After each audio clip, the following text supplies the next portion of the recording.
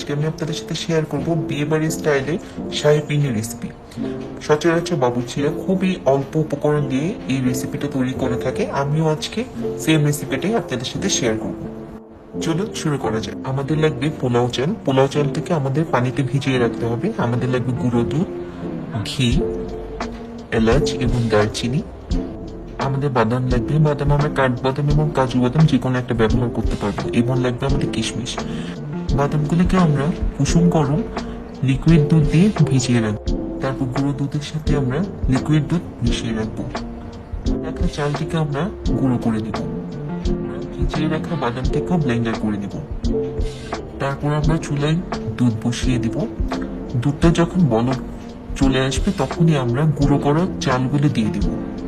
চালগুলো দেওয়ার পর ভালোভাবে মিশিয়ে নিতে হবে। ভালোভাবে মেশানোর পর 20 মিনিটের জন্য সিদ্ধ করতে দিতে হবে। চালগুলো 20 মিনিটের মধ্যে সিদ্ধ হয়ে যাবে। পুরোপুরি সিদ্ধ হয়ে আসার পর আমরা পরিমাণ মতো চিনি এবং লবণ দিয়ে আবার মিশিয়ে নিব।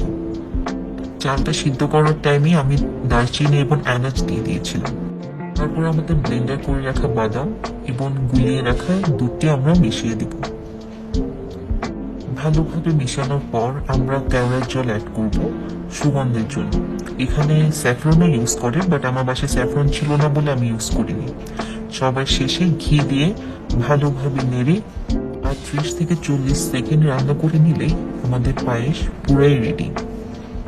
এখন সার্ভ করার পালা। আপনারা যার ইচ্ছা মতোই সার্ভ করতে পারবেন।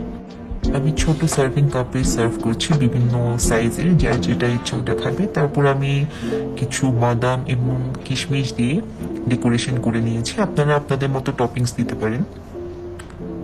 Thank you for watching and অবশ্যই এটা ট্রাই করবেন। আমাকে জানাবেন কেমন হলো। আসসালামু আলাইকুম।